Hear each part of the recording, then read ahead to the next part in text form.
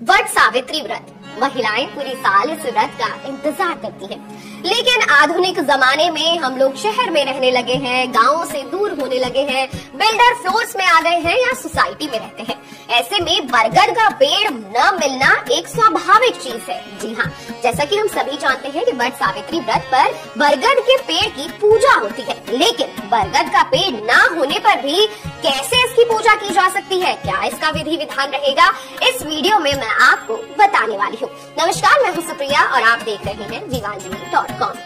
वट सावित्री व्रत हिंदू धर्म की सुहागिन महिलाओं के लिए एक अत्यंत पवित्र और फलदायक व्रत है। यह व्रत ज्येष्ठ मास की अमावस्या तिथि को रखा जाता है और इसका उद्देश्य होता है पति की दीर्घ आयु, अच्छा स्वास्थ्य और पारिवारिक सुख समृद्धि की कामना। इस दिन वट वृक्ष यानी बरगद के पेड़ की पूजा का विशेष महत्व होता है, क्योंकि यह वृक्ष देवी सावित्री की अमर प्रेम गाथा और तपस्या का प्रतीक है। मान्यता है कि देवी सावित्री ने अपने पति सत्यवान के प्राणों को यमराज से इसी वट वृक्ष के नीचे दबकर पुनः प्राप्त किया था। इस वृक्ष में त्रिदेव ब्रह्मा, विष्णु और महेश का वास माना गया है, लेकिन शहरी जीवन, अपार्टमेंट कल्चर या पेड़ों की कमी के कारण सभी महिलाओं को वट वृक्ष की भौतिक उपस्थिति सुलभ नहीं होती। ऐसे में क्या पूजा अधूरी मानी जाएगी? ये बहुत बड़ा सवाल है, लेकिन इस सवाल का जवाब है बिल्कुल नहीं। शास्त्रों में ऐसे विकल्प दिए गए हैं जिनमें आप श्रद्धा के साथ व्रत कर सकते हैं और उसका पूर्ण फल प्राप्त कर सकते हैं।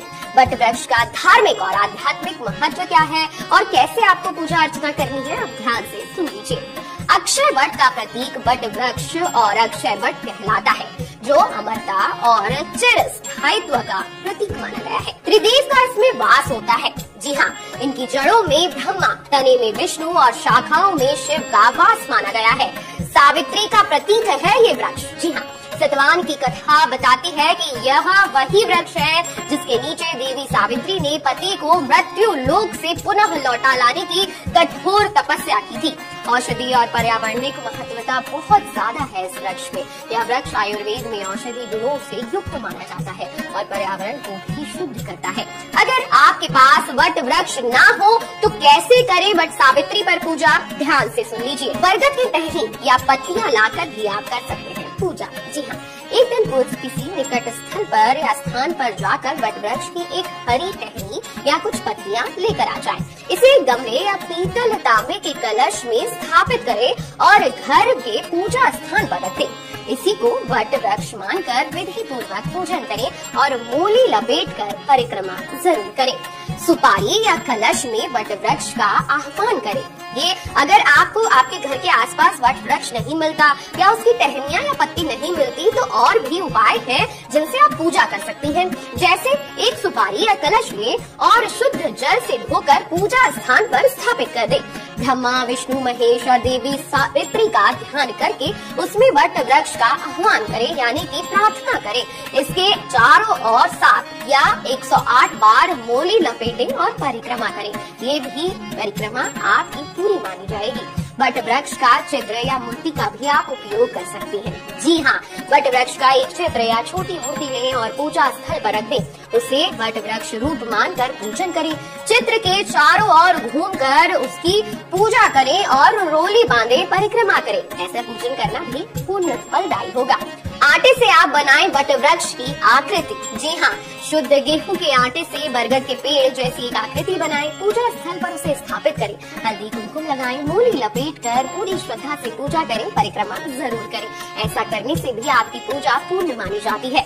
अब इन सब की पूजा विधि क्या रहेगी? बिना बरगद के पेड़ के अगर आप घर में ही पूजा करते हैं तो कैसे पूजा करनी है, ये ध्यान से सुन लीजिए। प्रातःकाल स्नान कर स्वच्छ वस्त्र धारण करें और संपूर्ण सुलह श्रृंगार कर लें।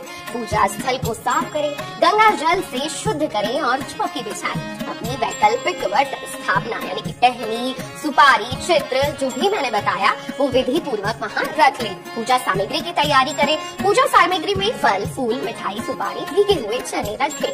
कच्चा सूत, मूली, रोली, चावल यानी कि अक्षत, धूप, दीपक, गंगा जल जरूर रखें।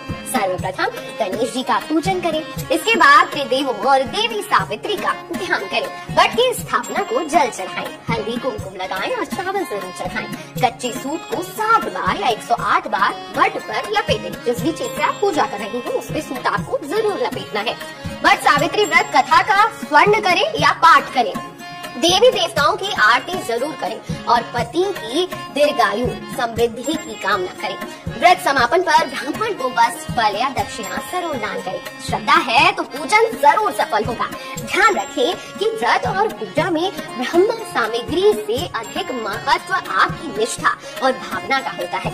अगर सच्चे मन से देवी सावित्री का पूजन और व्रत किया जाए तो बरगद का पेड़ न होने पर भी यह व्रत पूर्ण माना जाता है और इसका संपूर्ण पुण्य फल प्राप्त होता है। वट सावित्री व्रत नारी शक्ति, निष्ठा और पति के प्रति समर्पण का प्रतीक है। आधुनिक जीवन शैली में जब शारीरिक रूप से बरगद का पेड़ उपलब्ध न हो तब भी इसके प्रतीक रूप के माध्यम से पूजा कर शास्त्र सम्मत और पुण्य फलदायी मानी जाती है।